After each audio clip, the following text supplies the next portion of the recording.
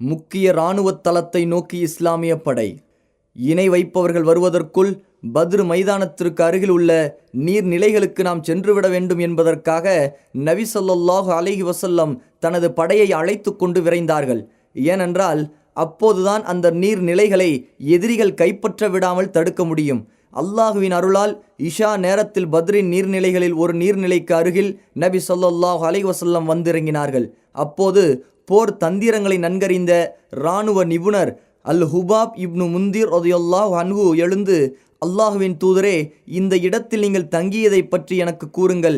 நாம் இவ்விடத்தை விட்டு முந்தவோ அல்லது பிந்தவோ கூடாது என அல்லாஹ் முடிவு செய்த இடமா இது, அல்லது இது உங்கள் சார்பான யோசனையும் போர் தந்திரமுமா என்று கேட்டார்.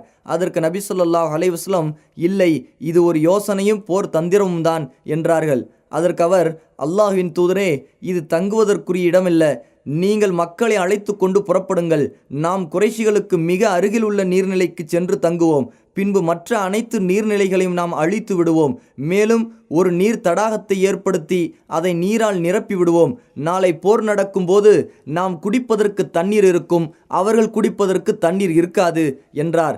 நபி ஸல்லல்லாஹு அலைஹி வஸல்லம் அந்த யோசனையை ஏற்றுக்கொண்டு, நிச்சயம் நீங்கள் ஒரு நல்ல யோசனையைத்தான் கூறினீர்கள் என்றார்கள். உடனே நபி ஸல்லல்லாஹு அலைஹி வஸல்லம் தங்களது படையை அழைத்து கொண்டு எதிரிகளுக்கு சமீபமாக உள்ள நீர்நிலைகளுக்கு அருகில் வந்திறங்கினார்கள். அந்த நேரம் இரவின் பெரும் பகுதி கழிந்திருந்தது. பின்பு தங்களுக்கு சிறிய சிறிய நீர் தடாகங்கள் சிலவற்றை அங்கு கட்டிக்கொண்டு மற்ற அனைத்து கிணறுகளையும் அழித்து விட்டார்கள். படையை வழி நடத்துவதற்கான இடம். முஸ்லிம்கள் அந்த கிணற்றுக்கு அருகில் தங்கிய போது சஅத் இப்னு முஆத் ரலியல்லாஹு அன்ஹு, படையை வழிநடத்துவதற்காக நாங்கள் தங்களுக்கென பாதுகாப்பான ஒரு தனி இருப்பிடத்தை ஏற்படுத்துகிறோம். அப்போதுதான் அங்கிருந்து அவசர நடவடிக்கைகளை எடுக்க முடியும். வெற்றிக்கு பதிலாக தோல்வி ஏற்பட்டாலும் அதற்குரிய சரியான திட்டத்தை நீங்கள் தீட்ட முடியும் என்று நபி ஸல்லல்லாஹு அலைஹி வஸல்லம் அவர்களிடம் ஆலோசனை கூறினார்கள். இதோ அவரது ஆலோசனை, அவர் கூற கேட்போம். அல்லாஹுவின் தூதரே, நாங்கள் உங்களுக்காக உயரமான ஒரு பரணி வீட்டை கட்டுகிறோம். அதில் நீங்கள் தங்கிக் கொள்ளுங்கள். உங்களுக்கு தேவையான வாகனங்களையும் அதற்கு அருகில் ஏற்பாடு செய்கிறோம். பின்பு நாளை எதிரிகளை நாங்கள் சந்திக்கும் போது அல்லாஹ் நம்மை மிகைக்க வைத்தால், நமக்கு வெற்றி அளித்தால், அது நாம் விரும்பியவாறே நடந்ததாக இருக்கட்டும். இல்லை, அதற்கு மாற்றமாக ஏதாவது நடந்தால் நீங்கள் இந்த வாகனத்தில் அமர்ந்து எங்களுக்கு பின்னுள்ள எங்களது கூட்டத்தினரிடம் சேர்ந்து கொள்ளலாம். அல்லாஹுவின் தூதரே, இன்னும் பலர் இங்கு வரவில்லை. எங்களை விட அவர்கள் உங்களை அதிகம் நேசிக்கக்கூடியவர்கள். நீங்கள் போரை சந்திப்பீர்கள் என்று அவர்களுக்கு தெரிந்திருந்தால் உங்களை விட்டு ஒரு காலம் அவர்கள் பின்தங்கி இருக்க மாட்டார்கள். அவர்களிடம் நீங்கள் சென்றால் அவர்கள் மூலம் அல்லாஹ் உங்களை பாதுகாப்பான். அவர்கள் உங்களிடம் உண்மையுடன் நடந்து உங்களுக்கு ஆதரவாக போரும் புரிவார்கள். இவ்வாறு சஅத் ரலியல்லாஹு அன்ஹு தங்களின் சிறந்த ஆலோசனையை நபி ஸல்லல்லாஹு அலைஹி வஸல்லம் அவர்கள் முன் வைத்தார்கள். சஅத் ரலியல்லாஹு அன்ஹு அவர்களின் இந்த யோசனையை நபி அவர்கள் கேட்டு அவரை புகழ்ந்து அவருக்காக பிரார்த்தனையும் செய்தார்கள். முஸ்லிம்கள் போர் மைதானத்திற்கு வடகிழக்கில் இருந்த உயரமான ஒரு திட்டின் மீது பரணி வீட்டை அதில் இருந்து கொண்டு போர் மைதானத்தை பார்க்கும்படியாக அமைத்தார்கள். மேலும் நபி ஸல்லல்லாஹு அலைஹி வஸல்லம் அவர்களை சுற்றி பாதுகாப்பதற்காக சஅத் இப்னு முஆத் ரலியல்லாஹு அன்ஹு தலைமையில் சில அன்சாரி வாலிபர்களின் குழு ஒன்று தேர்வு செய்யப்பட்டது. படையை ஒழுங்குபடுத்துதல், இரவை கழித்தல். பின்பு நபி ஸல்லல்லாஹு அலைஹி வஸல்லம் தனது படையை ஒழுங்குபடுத்தினார்கள். போர் நடக்கக்கூடிய மைதானத்தில் நடந்து சென்று, இன்ஷா அல்லாஹ் நாளை இன்னார் கொல்லப்படும் இடம் இது, இன்ஷா அல்லாஹ் நாளை இன்னார் கொல்லப்படும் இடம் இது என்று தங்களது விரலால் சுட்டி காட்டினார்கள். பின்பு நபி ஸல்லல்லாஹு அலைஹி வஸல்லம் அங்குள்ள ஒரு மரத்தருகில் தொழுதவர்களாக இரவை கழித்தார்கள். முஸ்லிம்களும் மிகுந்த நம்பிக்கையுடனும் மன அமைதியுடனும் காலையில் தங்கள் இறைவனின் நற்செய்திகளை கண்கூடாக பார்த்து கொள்ளலாம் என்ற ஆதரவுடன் இரவை கழித்தார்கள். ஆதாரம் சஹீஹ் முஸ்லிம், சுனனு திர்மிதி. நம்பிக்கையாளர்களே, உங்கள் மனம் சாந்தி அடைந்தவர்களாக சிறியதொரு நித்திரை உங்களை சூழ்ந்து கொள்ளும்படி இறைவன் செய்ததை நினைத்து பாருங்கள். அன்றி அது சமயம் உங்கள் தேகத்தை நீங்கள் சுத்தப்படுத்திக் கொள்வதற்காகவும் உங்களை விட்டு ஷைத்தானுடைய அசுத்தத்தை போக்கிவிடுவதற்காகவும் உங்கள் உள்ளங்களை பலப்படுத்தி உங்கள் பாதங்களை உறுதிப்படுத்துவதற்காகவும் அவனே வானத்திலிருந்து மழையை பொழியச் செய்தான்.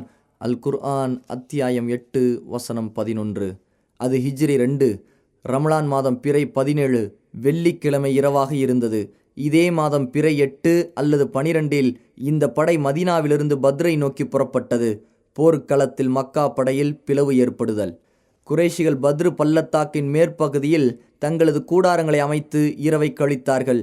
காலை விடிந்தவுடன் தங்களது படைகளுடன் பத்ரு பள்ளத்தாக்கில் உள்ள மணல் முகட்டுக்கு அருகில் வந்தார்கள். அவர்களில் சிலர் நபி ஸல்லல்லாஹு அலைஹி வஸல்லம் ஏற்படுத்தியிருந்த நீர் தடாகத்தில் நீர் அருந்த வந்தார்கள். அப்போது நபி ஸல்லல்லாஹு அலைஹி வஸல்லம் தோழர்களிடம் அவர்களை விட்டுவிடுங்கள் என்றார்கள். அவர்களில் யாரெல்லாம் நீர் அருந்தினார்களோ அவர்கள் அனைவரும் போரில் கொல்லப்பட்டார்கள். ஆனால் ஹக்கீம் இப்னு ஹிசாமை தவிர இவர் போரில் கொல்லப்படவில்லை. பிறகு இவர் இஸ்லாமை ஏற்று சிறந்த முஸ்லிமாக விளங்கினார். அவர் சத்தியம் செய்ய அவசியம் ஏற்பட்டால் பத்ரு போரில் என்னை காப்பாற்றியவன் மீது சத்தியமாக என்று கூறுவார். அதாவது தன்னுடன் நீர் அருந்திய அனைவரும் கொல்லப்பட்டுவிட தான் மட்டும் அல்லாஹுவின் அருளால் தப்பித்ததை நினைத்து இவ்வாறு கூறுவார். குறைஷிகள் சூழ்நிலைகளை பார்த்து சற்று நிம்மதி அடைந்த பிறகு உமைர் இப்னு வஹ்ப் ஜுமஹியை முஸ்லிம்களின் பலத்தை அறிந்து வர அனுப்பினார்கள். உமைர் தனது குதிரையில் முஸ்லிம் இராணுவத்தை நோட்டமிட்டு குறைஷிகளிடம் திரும்பி, அவர்கள் ஏறக்குறைய 300 நபர்கள் இருக்கலாம், இருப்பினும் எனக்கு அவகாசம் கொடுங்கள், நான் வேறு எங்காவது படை மறைந்திருக்கிறதா அல்லது அவர்களுக்கு உதவிக்காக வேறு படை ஏதும் வருகிறதா என பார்த்து வருகிறேன் என்றார். பத்ரு பள்ளத்தாக்கில் மிக நீண்ட நேரம் வரை நோட்டமிட்டும் எதையும் பார்க்காததால் குறைஷிகளிடம் திரும்பி, நான் எதையும் பார்க்கவில்லை, ஆனால் குறைஷி கூட்டமே, மரணங்களை சுமந்து வரும் சோதனைகள் என் கண்முன் தெரிகின்றன. மதீனாவின் ஒட்டகங்கள் வெறும் மரணத்தைத்தான் சுமந்து வந்திருக்கின்றன. வந்திருக்கும் கூட்டத்திற்கு வாளை தவிர வேறு எந்த பாதுகாப்பும் இல்லை. அவர்களில் ஒருவர் கொலை செய்யப்படுவதற்கு முன் உங்களில் ஒருவரை கொலை செய்யாமல் அவர் இறக்க மாட்டார். உங்களில் அவ்வளவு பெரிய எண்ணிக்கைகளை அவர்கள் கொன்றால் அதற்கு பிறகு நீங்கள் வாழ்ந்துதான் என்ன பயன் இருக்கிறது? எனவே நீங்கள் நன்கு யோசித்துக் கொள்ளுங்கள் என்று கூறினார். போர் செய்தியே ஆக வேண்டும் என்று பிடிவாதம் பிடிக்கும் அபு ஜஹலுக்கு எதிராக கிளர்ச்சி ஏற்பட்டது. அதுதான் சண்டை செய்யாமல் திரும்ப வேண்டும் என்பது. ஹக்கீம் இப்னு ஹிசாம் இதற்காக மக்களிடையே முயற்சி செய்தார். அவர் உத்பா இப்னு ரபியாவை சந்தித்து, உத்பாவே, நீர் குறைஷிகளில் பெரியவரும் தலைவரும் ஆவீர். உங்களின் சொல்லுக்கு குறைஷியர் கட்டுப்படுவார்கள். காலங்காலமாக உமக்கு நற்புகழை தரும் ஒரு விஷயத்தை நான் சொல்லட்டுமா என்றார். அதற்கு உத்பா, நீங்கள் என்ன சொல்ல வருகிறீர்கள் ஹக்கீமே என்றார். ஹக்கீம், நீர் மக்களை அழைத்து கொண்டு திரும்பிவிடும். சரியா நக்லாவில் கொல்லப்பட்ட உமது நண்பர் அம்ரு இப்னு ஹல்ரமியின் விஷயத்திற்கு நீர் பொறுப்பெடுத்துக்கொள் என்று கூறினார். இதற்கு, நான் அவ்வாறே செய்கிறேன், எனக்கு நீ ஜாமீனாக இரு. அம்ரு என்னுடைய நண்பர்தான், எனவே அவருடைய கொலை குற்றப்பரிகாரத்தையும் அவருக்கு ஏற்பட்ட பொருள் சேதத்தையும் நான் கொடுத்து விடுகிறேன் என்று உத்பா கூறினார். பின்பு, நீர் அபு ஜஹலிடம் சென்று இது விஷயமாக பேசி வாரும், ஏனெனில் நிச்சயமாக அவனைத் தவிர வேறு எவரும் மக்களுக்கு மத்தியில் பிளவு உண்டாக்க மாட்டார் என உத்பா ஹக்கீமிடம் கூறினார். பின்பு உத்பா மக்களுக்கு மத்தியில் பிரசங்கம் செய்தார். இதோ அவரது பிரசங்கம். குறைஷி கூட்டத்தினரே, நிச்சயமாக நீங்கள் முஹம்மதிடமும் அவரது தோழர்களிடமும் சண்டையிட்டு என்ன செய்ய போகிறீர்கள்? அதனால் உங்களுக்கு என்ன லாபம்? நீங்கள் அவர்களுக்கு ஏதாவது தீங்கு செய்தால் நாளை உங்களுக்குள் எவ்வளவு பெரிய வெறுப்பு ஏற்படும். நம்மில் யார் ஒருவர் அவர்களில் ஒருவரை கொலை செய்கிறாரோ அவர் தனது ஒன்றுவிட்ட சகோதரராகவோ தாய்மாமன்களின் பிள்ளைகளாகவோ நெருக்கமான உறவினர்களில் ஒருவராகவோ தான் இருப்பார். எனவே முகம்மதை மற்ற அரபியர்களுக்கு மத்தியில் விட்டுவிட்டு நீங்கள் திரும்பிச் சென்று விடுங்கள். அவர்கள் முகம்மதை கொலை செய்தால் நீங்கள் நாடியது நடந்துவிடும். இல்லை, அதற்கு மாற்றமாக நடந்தால் நீங்கள் விரும்பாதது நடந்ததாக இருக்கட்டும். ஹக்கீம் இப்னு ஹிசாம் அபு ஜஹலிடம் வந்தார். தன் கவச ஆடையை அவன் சரி செய்து கொண்டிருந்தான். அவர், ஓ அபுல் ஹிக்கமே, உத்பா என்னை உன்னிடம் இன்னின்ன விஷயங்களை கூறி அனுப்பினார் என்றார். அதை கேட்ட அபு ஜஹல், அல்லாஹுவின் மீது ஆணையாக, முஹம்மதையும் அவருடைய தோழர்களையும் பார்த்து உத்பா பயந்ததால் நெஞ்சு திக் திக் என்று அடிக்கிறது போலும், அல்லாஹுவின் மீது ஆணையாக, அல்லாஹ் எங்களுக்கும் முஹம்மதுக்கும் மத்தியில் தீர்ப்பளிக்கும் வரை நாங்கள் இவ்விடத்தை விட்டு திரும்ப மாட்டோம். உண்மையில் உத்பா கூறியது அவரது அசல் நோக்கமல்ல, மாறாக தனது மகன் அபு ஹுதைஃபாவை முஹம்மதுக்கும் அவரது தோழர்களுக்கும் மத்தியில் பார்த்து விட்டதால் நீங்கள் அவரை கொலை செய்து விடுவீர்களோ என்று பயந்துதான் இவ்விதம் கூறியிருப்பான் என்றான். பயத்தில் நெஞ்சு திக் திக் என்று அடிக்கிறது, அதாவது தொடை நடுங்கி என்ற அபுஜஹலின் கூற்று உத்பாவுக்கு எட்டிய போது, பயத்தால் காற்றை வெளியிடும் அவனுக்கு நெஞ்சு அடிக்கிறதா, இல்லை எனக்கா என்பதை அதிவிரைவில் அறிந்து கொள்ளத்தான் போகிறான் என்று உத்பா கூறினான். உடனே அபுஜஹல் எங்கே இந்த எதிர்ப்பு பெரிதாகி விடுமோ என பயந்து அப்துல்லா இப்னு ஜஹ்ஷின் படையினரால் கொல்லப்பட்ட அம்ரு இப்னு ஹல்ரமியின் சகோதரர் ஆமீர் இப்னு ஹல்ரமியை அழைத்து வரச் செய்தான். ஆமீரிடம், இதோ உனது நண்பன் உத்பா மக்களை அழைத்து கொண்டு திரும்ப விரும்புகிறார். நானோ உனது கண்ணில் பழிவாங்கும் உணர்வை பார்க்கிறேன். எனவே எழுந்து உமது ஒப்பந்தத்தையும் உமது சகோதரனுக்காக பழி வாங்குவதையும் வலியுறுத்து என்றான். தன் பின்பக்க ஆடையை ஆமீர் அவிழ்த்துவிட்டு, அம்ருக்கு ஏற்பட்ட கைசேதமே, அம்ருக்கு ஏற்பட்ட கைசேதமே என ஆமீர் கூச்சலிட்டான். இவனது கூக்குரலை கேட்ட கூட்டத்தினர் ஆவேசம் கொண்டு கொதித்தெழுந்தார்கள். இதனால் சண்டையிட வேண்டுமென்ற தங்களது தீய எண்ணத்தில் குறைஷிகள் உறுதியாக நின்றார்கள். இவ்வாறு உத்வா மக்களுக்கு கூறிய நல்ல யோசனையை அபுஜஹல் கெடுத்து விட்டான். ஆம், அவ்வாறுதான் மடமை ஞானத்தை மிகைத்தது. ஹக்கீமின் இந்த எதிர்ப்பு எவ்வித பலனுமின்றி மறைந்தது. இரு படைகளும் நேருக்கு நேர். குறைஷிகள் மைதானத்திற்கு வந்தார்கள். குறைஷி படையும் இஸ்லாமிய படையும் ஒன்று மற்றொன்றை நேருக்கு நேர் பார்த்து கொண்டபோது நபி ஸல்லல்லாஹு அலைஹி வஸல்லம், அல்லாஹுவே, இதோ குறைஷிகள் கர்வத்துடனும் மமதையுடனும் உன்னிடம் போர் செய்பவர்களாக, உன்னுடைய தூதரை பொய்ப்பிப்பவர்களாக வந்திருக்கின்றார்கள். அல்லாஹுவே, நீ எனக்கு வாக்களித்த உனது உதவியை தருவாயாக, இக்காலை பொழுதில் அவர்களை அழிப்பாயாக என்று பிரார்த்தனை செய்தார்கள். சிவப்பு நிற ஒட்டகையின் மீது உத்பா உலாவிக் கொண்டிருந்தார். அவரை பார்த்த நபி ஸல்லல்லாஹு அலைஹி வஸல்லம், இந்த கூட்டத்திலேயே நலவை விரும்பும் ஒருவர் இவராகத்தான் இருக்க முடியும். இவருக்கு இக்கூட்டம் கட்டுப்பட்டால் அவர்கள் சரியான வழியை அடையக்கூடும் என்று கூறினார்கள். நபி ஸல்லல்லாஹு அலைஹி வஸல்லம் முஸ்லிம்களின் அணிகளை சரி செய்து கொண்டிருந்த போது ஒரு அற்புதமான நிகழ்ச்சி நடைபெற்றது. அதாவது, நபி அவர்களின் கையில் ஓர் அம்பு இருந்தது. அதன் மூலம் அணிவகுப்பை சரி செய்து கொண்டிருந்தார்கள். சவாத் இப்னு கசியா ரலியல்லாஹு அன்ஹு அணியில் சற்று முன்னால் நிற்கவே நபி அவர்கள் அவரது வயிற்றில் அந்த அம்பால் லேசாக ஒரு குத்து குத்தி, சவாதே, சரியாக நில் என்றார்கள். உடனே சவாத் ரலியல்லாஹு அன்ஹு, அல்லாஹுவின் தூதரே, எனக்கு வலியை உண்டாக்கி விட்டீர்கள், நான் உங்களிடம் பழி வாங்க வேண்டும் என்றார். நபி ஸல்லல்லாஹு அலைஹி வஸல்லம் தனது வயிற்றை திறந்து காட்டி, பழி தீர்த்துக்கொள் சவாதே என்றார்கள். சவாத் ரலியல்லாஹு அன்ஹு நபி ஸல்லல்லாஹு அலைஹி வஸல்லம் அவர்களை கட்டி அணைத்து வயிற்றில் முத்தமிட்டார்கள். நபி ஸல்லல்லாஹு அலைஹி வஸல்லம், சவாதே, ஏன் இப்படி செய்தீர்கள் என்று கேட்டதற்கு, அல்லாஹுவின் தூதரே, இதோ என்ன நிலை ஏற்பட்டிருக்கிறது என்பது உங்களுக்கு தெரியும். இறுதியாக எனது மேனி உங்களுடைய மேனியை தொட்டுவிட வேண்டும் என்று பிரியப்பட்டேன் என்றார் சவாத். அவரின் நலவிற்காக நபி ஸல்லல்லாஹு அலைஹி வஸல்லம் பிரார்த்தனை செய்தார்கள். அணிகளை சரி செய்த பின் தமது படையினருக்கு சில கட்டளைகளை நபி அவர்கள் பிறப்பித்தார்கள். அதில் கூறியது என்னவென்றால், எனது இறுதி கட்டளை வரும் வரை நீங்கள் போரை தொடங்காதீர்கள். அவர்கள் உங்களை நெருங்கும் போது அவர்களை நோக்கி அம்பெறியுங்கள். அதே சமயம் அம்புகள் அனைத்தையும் எரிந்து விடாமல் கொஞ்சம் மீதமாக வைத்துக் கொள்ளுங்கள். அவர்கள் உங்களை சூழ்ந்து கொள்ளும் வரை நீங்கள் வாட்களை உருவாதீர்கள். ஆதாரம் சுனன் அபு தாவூத். அதன் பிறகு நபி அவர்களும் அபூபக்கர் ரலியல்லாஹு அன்ஹு அவர்களும் பரணி வீட்டிற்கு சென்றார்கள். சஅத் இப்னு முஆத் ரலியல்லாஹு அன்ஹு தனது பாதுகாப்பு படையின் அந்த வீட்டை சுற்றி பாதுகாப்பு பணியில் ஈடுபட்டார்கள்.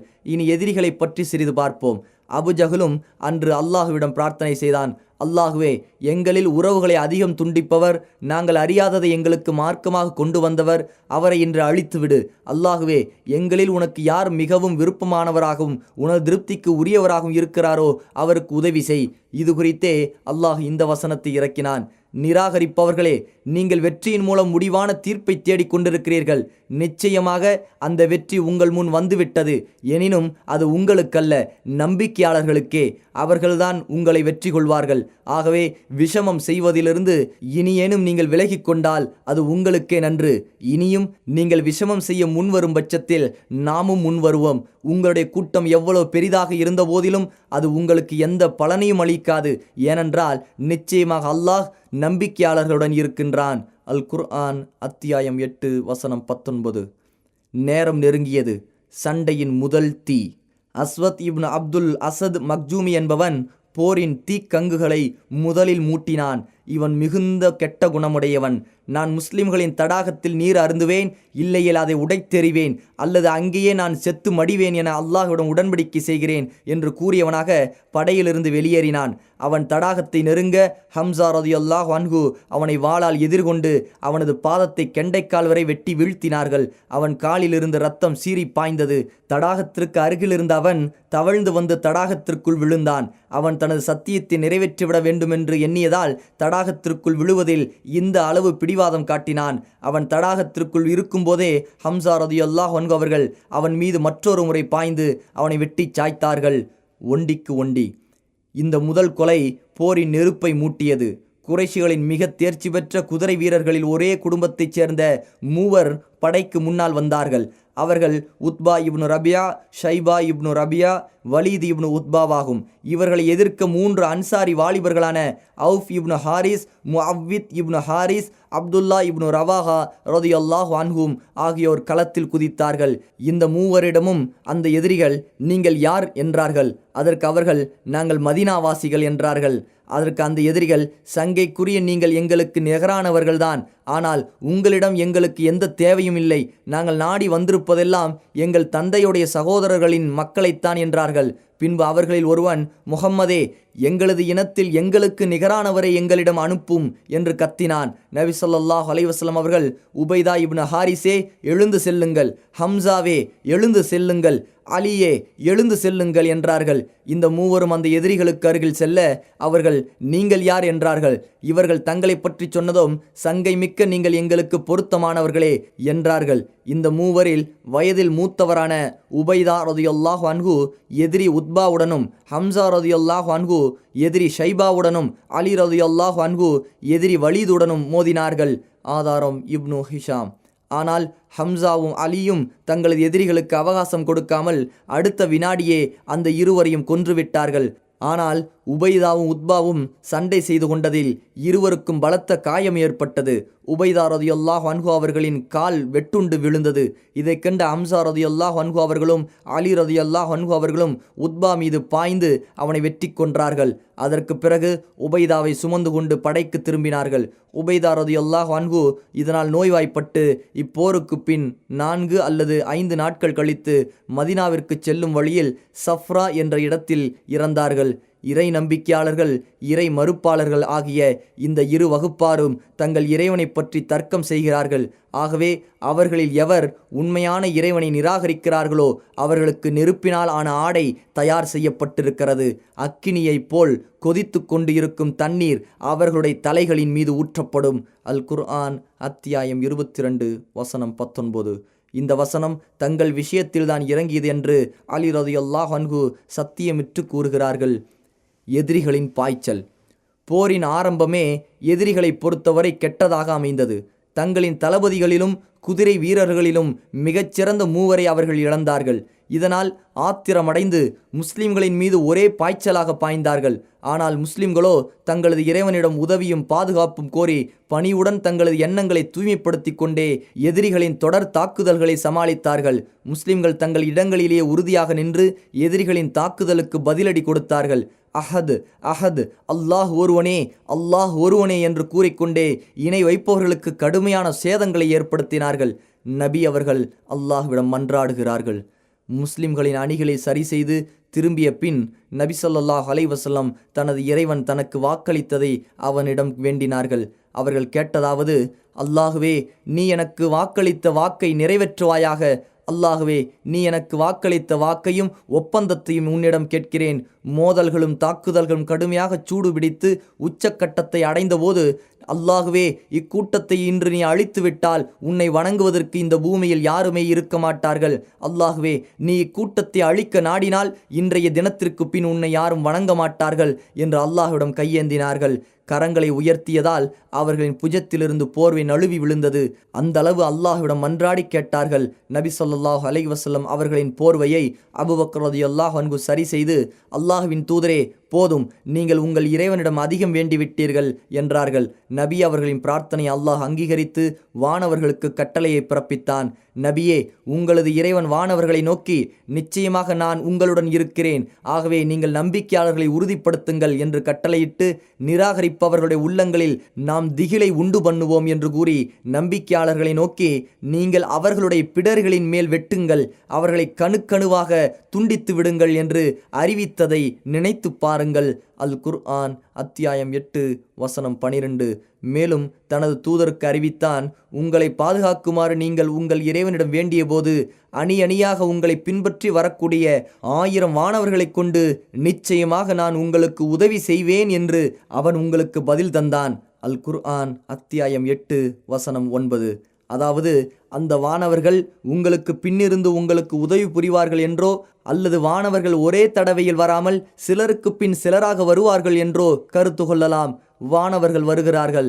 நபி ஸல்லல்லாஹு அலைஹி வஸல்லம் சற்று தலையை தாழ்த்தி பின்பு உயர்த்தி, அபூபக்கரே, நற்செய்தி அடைந்து கொள்ளுங்கள், இதோ ஜிப்ரீல் புழுதிகளுடன் காட்சியளிக்கிறார். அல்லது, அபூபக்கரே, நற்செய்தி அடைந்து கொள்ளுங்கள், அல்லாஹ்வின் உதவி உங்களுக்கு வந்துவிட்டது, இதோ ஜிப்ரீல் குதிரையின் கடிவாளத்தை இழுத்து வருகிறார், அவர் உடம்பில் புழுதி படிந்திருக்கிறது என்று கூறினார்கள். கவச ஆடை அணிந்து நபி ஸல்லல்லாஹு அலைஹி வஸல்லம் தங்களது கூடாரத்திலிருந்து வெளியேறி அதி சீக்கிரத்தில் இக்கூட்டம் தோற்கடிக்கப்படுவார்கள், பிறகு புறங்காட்டி ஓடுவார்கள். அல் குர்ஆன் அத்தியாயம் 54 வசனம் 45 என்ற வசனத்தை கூறியவர்களாக பொடிக்கற்கள் நிறைந்த மண்ணை முகங்கள் மாறட்டும் என்று கூறி எதிரிகளின் முகத்தை நோக்கி எறிந்தார்கள். அது எதிரிகளின் கண், தொண்டை, வாய் என்று அனைத்தையும் சென்றடைந்தது.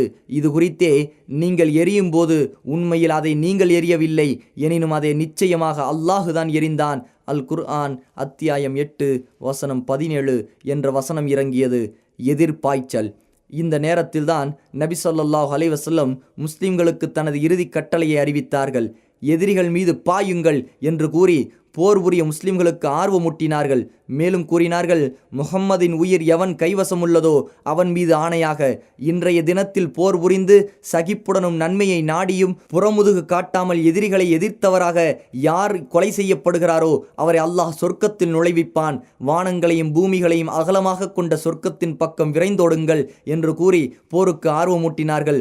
உமைர் இப்னு அல் ஹுமாம் ரலியல்லாஹு அன்ஹு ஆஹா ஆஹா என்றார்கள். நபி ஸல்லல்லாஹு அலைஹி வஸல்லம், நீ ஏன் ஆஹா ஆஹா என்று கூறுகிறாய் என்று கேட்க, அவர், நான் தவறான எண்ணத்தில் கூறவில்லை, அல்லாஹுவின் மீது ஆணையாக நான் சொர்க்கவாசிகளில் ஒருவனாக ஆக வேண்டும் என்ற ஆசையில் அவ்வாறு கூறினேன் என்றார். நபி ஸல்லல்லாஹு அலைஹி வஸல்லம் அவர்கள், ஆம், நிச்சயமாக நீர் சொர்க்கவாசிகளில் ஒருவர்தான் என்றார்கள்.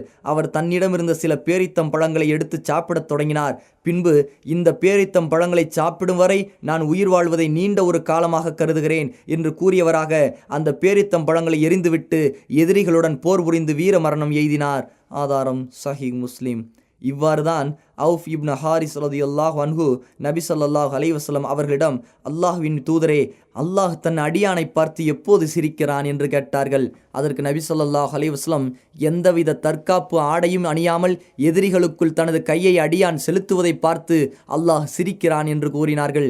இதை கேட்டவுடன் தான் அணிந்திருந்த கவச ஆடையை கழற்றி எறிந்துவிட்டு எதிரிகளிடம் போர் புரிந்து வீரமரணம் எய்தினார். எதிர்த்து தாக்க வேண்டுமென நபி ஸல்லல்லாஹு அலைஹி வஸல்லம் கட்டளை பிறப்பித்தவுடன் எதிரிகளின் மீது முஸ்லிம்கள் பாய்ந்தார்கள்.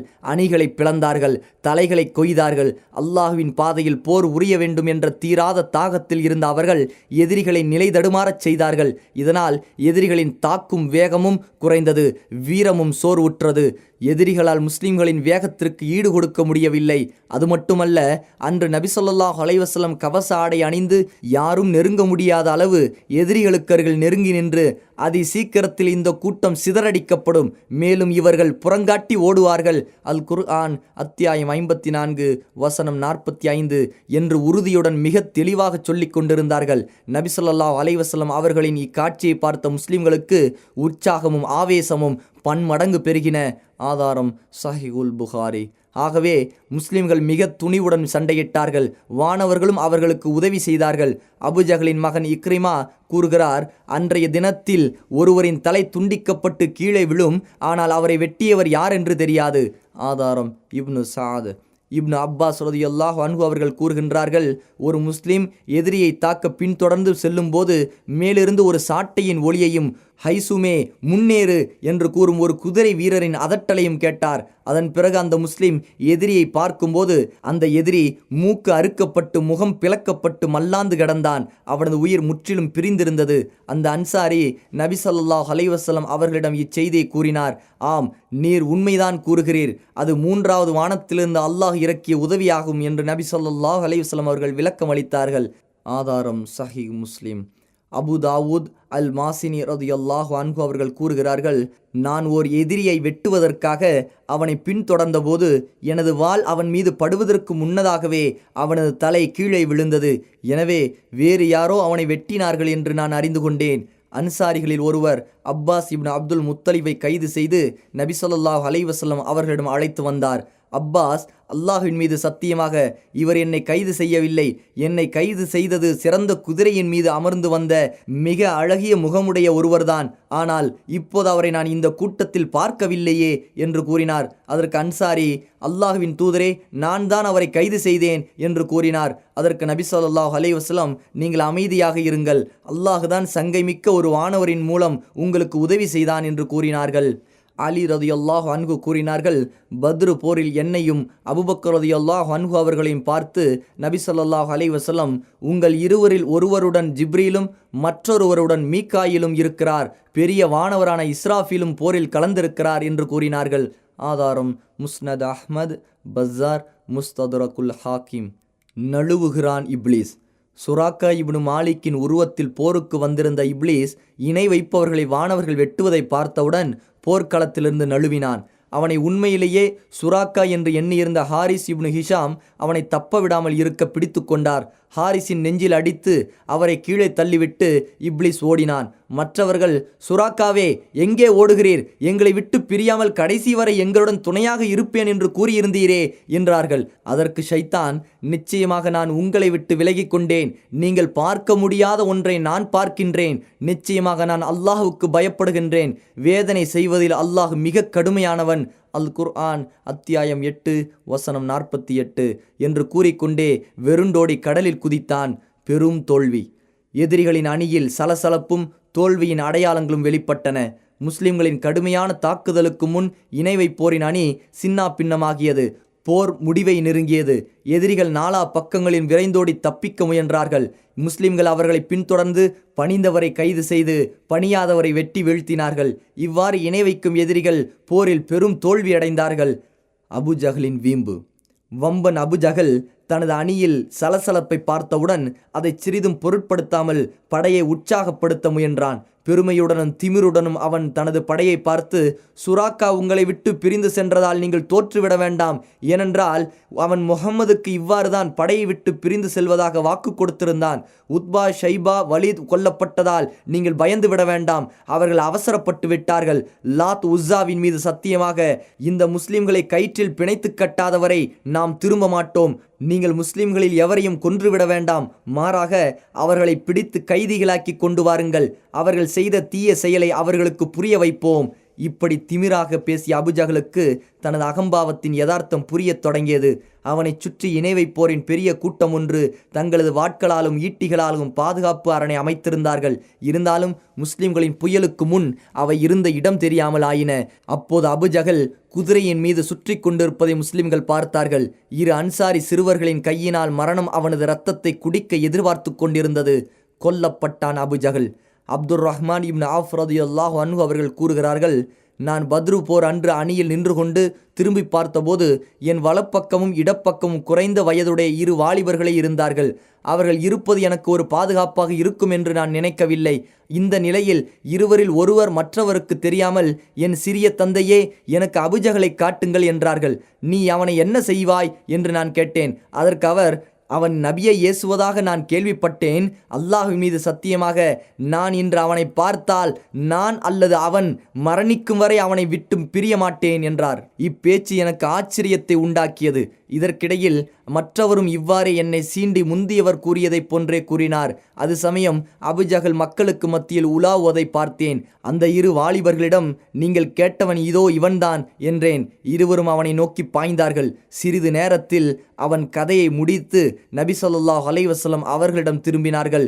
உங்கள் இருவரில் யார் அவனை கொன்றது என்று நபி ஸல்லல்லாஹு அலைஹி வஸல்லம் கேட்க, ஒவ்வொருவரும் நானே கொன்றேன் என்றார். உங்கள் வாட்களை துடைத்து விட்டீர்களா என்று நபி ஸல்லல்லாஹு அலைஹி வஸல்லம் கேட்க, இல்லை என கூறி தங்கள் வாட்களை காண்பிக்கவே, நீங்கள் இருவருமே அவனை கொன்றீர்கள் என்று நபி ஸல்லல்லாஹு அலைஹி வஸல்லம் அவர்கள் கூறினார்கள். பிறகு அபுஜஹலின் உடைமைகளை அவர்களில் ஒருவரான முஆத் இப்னு அம்ரு இப்னு ஜமூஹுவிற்கு வழங்கினார்கள். அபுஜஹலை கொன்ற இரண்டாம் அவர் முஅவ்வித் இப்னு அஃப்ரா ரலியல்லாஹு அன்ஹு ஆவார். அவர் இப்போரில் வீர மரணம் எய்தினார். ஆதாரம் சஹீஹுல் புகாரி. முஆத் இப்னு அம்ரு இப்னு அல் ஜமூஹ் ரலியல்லாஹு அன்ஹு கூறுகிறார்கள், அபுஜஹல் அடர்ந்த மரங்களுக்கு நடுவில் உள்ள ஒரு மரத்தைப் போல் அவனை சென்றடைய முடியாத அளவிற்கு பாதுகாப்பில் இருக்கிறான். அவனிடம் யாரும் செல்ல முடியாது என்று மக்கள் கூறுவதை நான் கேட்டேன். எனவே நானே அவனை கொலை செய்ய வேண்டும் என்று முடிவு செய்தேன். நான் அவனை பார்த்துவிட்ட போது ஓடிச் சென்று அவனது கரண்டை கால்களை துண்டித்தேன். திருகையிலிருந்து அரைபடாத கொட்டை நசுங்கினால் பறக்குமே, அதுபோன்று அவனது கால்கள் பறந்து விழுந்தன. இதை பார்த்த அவனது மகன் இக்ரிமா எனது தோள் மீது பாய்ந்து வெட்டினார். அதனால் எனது கை வெட்டப்பட்டு உடம்பில் தோலுடன் தொங்கிக் கொண்டிருந்தது. அன்றைய தினம் முழுக்க அதை என் முதுகுக்கு பின்னால் போட்டுக்கொண்டு போர் செய்தேன். அது எனக்கு மிகவும் நோவினை அளித்த போது அதை என் பாதத்தின் கீழ் வைத்து பீத்து தூக்கி எறிந்து விட்டேன். பின்பு காயப்பட்டு கிடந்த அபுஜஹலுக்கு அருகில் சென்ற முஅவ்வித் இப்னு அஃப்ரா ரலியல்லாஹு அன்ஹு அவனை வெட்டி சாய்த்தார். ஆனால் அபுஜஹல் குற்றுயிராக கிடந்தான். இப்போரில் முஅவ்வித் ரலியல்லாஹு அன்ஹு இறுதியில் வீரமரணம் எய்தினார்கள். போர் முடிந்தபோது நபி ஸல்லல்லாஹு அலைஹி வஸல்லம் அபுஜஹலுக்கு என்னவானது என யார் பார்த்து வருவீர்கள் என கேட்டார்கள். அப்போது அவனை தேடி பார்ப்பதற்கு தோழர்கள் பல திசைகளிலும் பிரிந்து சென்றார்கள். அப்துல்லா இப்னு மஸ்ஊத் ரலியல்லாஹு அன்ஹு அபுஜஹலை பார்த்து விட்டார்கள்.